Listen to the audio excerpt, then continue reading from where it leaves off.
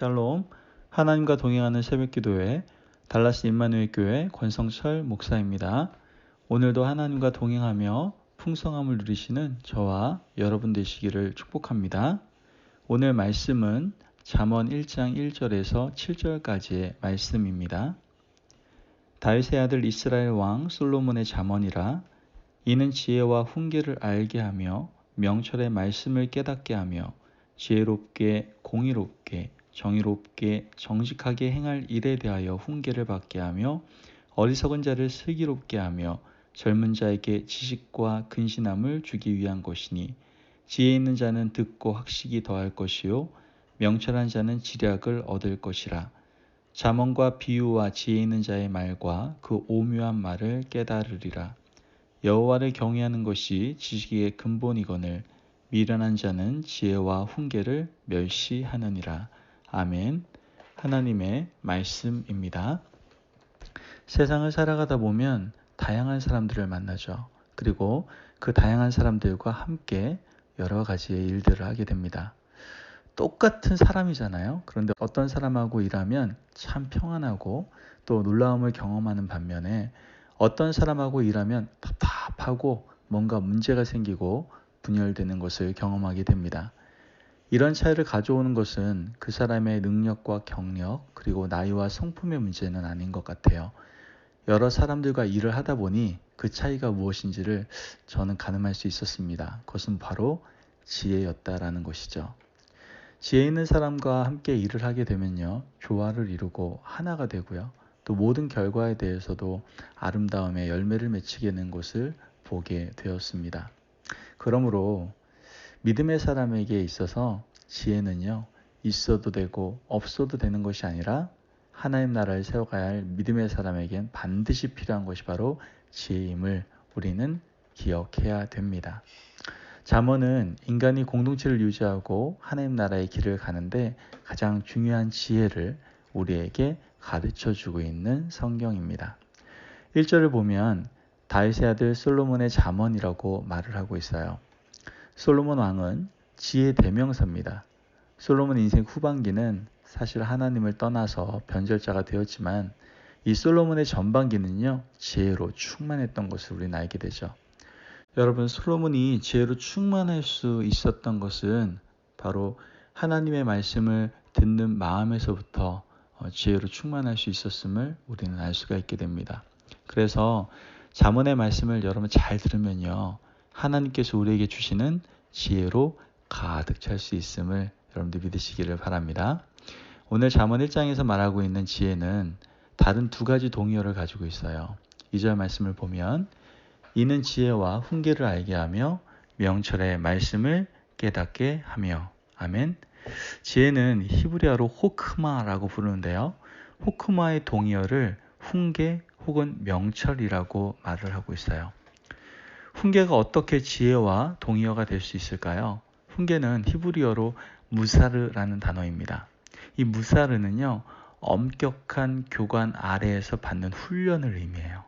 엄격한 교관은 누굴까요? 그러면 우리 하나님 아버지시죠. 하나님 아버지가 엄격한 교관이 되셔서 우리 인생을 훈련시키시면 그 훈련의 풀물을 통과해서 나온 인생은 재련된 지혜, 정제된 지혜, 정금과 같은 지혜를 가지게 된다라는 것이죠.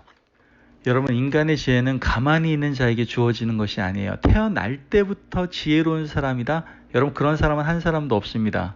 하나님께서 지정하시고 하나님 말씀하시는 지혜는 그런 사람은 없어요. 사람이 지혜롭게 되는 것은 하나님께서 훈련하는 손길로 말미암아 가능하다는 것을 우리는 믿을 수 있어야 됩니다. 모세가 광야에서 40년이라는 훈련의 시간을 보내지 않습니까? 또한 다윗도요, 15년 이상 광야에서 사울을 피해 이렇게 떠돌아다니잖아요.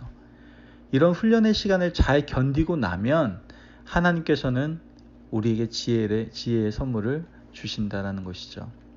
하나님은 우리를 광야에서 훈련시키셨습니다. 하나님께서는 광야를 통해서 우리의 불순물을 다 제거해 주시고 물질 없어도 살 수 있는 법을 가르쳐 주셨죠. 가시 같은 사람들이 우리를 찔러도 견디는 법을 훈련시켜 주셨습니다. 이 모든 훈련을 통해서 우리는 고통만 받은 것이 아니라 지난 삶을 돌아보면 하나님이 우리에게 지혜를 주시는 과정이었음을 우린 깨닫게 되는 것이죠. 고난 전에는 없었던 지혜가 우리 인생 속에 가득하게 채워져 있는 것을 우리는 깨닫게 된 것입니다. 이런 지혜는 하나님이 우리에게 훈련을 통해서 주신 위대한 선물이고 세상이 줄 수 없는 거죠. 돈으로 바꿀 수 없는 놀라운 지혜, 훈련을 통과할 때만 주시는 지혜라는 거예요. 앞으로 우리의 인생에 어떤 훈련이 주어지든지 끝난 후에 받을 지혜를 늘 기대하며 살아가는 저와 여러분 되시기를 바랍니다. 훈련이 지나고 나면 위대한 지혜를 가지게 되실 거예요. 이 기대를 가지고 훈련의 시간을 잘 견디고 이겨내시기를 주님의 이름으로 축복합니다. 아멘. 자, 또 다른 지혜의 동의어는 명철이죠. 명철은 히브리어로 비나입니다. 이 말은 같은 사건이나 사물 혹은 대상을 입체적으로 볼 수 있는 능력을 의미하는 것이죠. 보통 사람은 어떤 사건을 대할 때 한두 가지 경우의 수밖에 못 봅니다. 하지만 명철한 사람은 여러 가지 경우의 수를 통찰할 수 있는 능력을 가지고 있다는 것이죠. 이것이 바로 명철입니다. 지식이 풍성한 것을 명철이라고 말하지 않습니다. 상대방의 속 깊은 마음까지 꿰뚫어 볼 수 있는 능력, 한 가지 상황을 입체적으로 관찰할 수 있는 능력을 명철이라고 말하는 것이죠. 그런데 이 명철도요, 그냥 주어지지 않습니다. 훈련을 통과하고 지나갈 때 하나님이 우리에게 주시는 위대한 능력이다라는 것이죠. 지혜의 또 다른 이름, 훈련과 명철을 우리가 늘 마음에 새기고 살아가시기를 바랍니다. 훈련과 명철은 하나님을 통해서만 주어질 수 있습니다. 7절 말씀을 보면 여호와를 경외하는 것이 지식의 근본이거늘 미련한 자는 지혜와 훈계를 멸시하느니라. 아멘. 미련한 자는 훈련받기를 싫어합니다. 훈련받기를 싫어하면 지혜와 명철은 여러분 절대로 생겨날 수 없어요. 여호와를 경외한다는 말은 하루 24시간 하나님만 부르며 살라는 말씀의 뜻이 아닙니다. 하나님은 그렇게 편협하고 속 좁은 분이 아니에요. 우리의 모든 삶의 영역 가운데에서 하나님께서 허락하시는 그런 훈련의 과정을 묵묵히 살아내는 것, 말씀으로 살아내는 것을 말하는 것이죠. 여러분, 훈련받기를 주저하지 마십시오.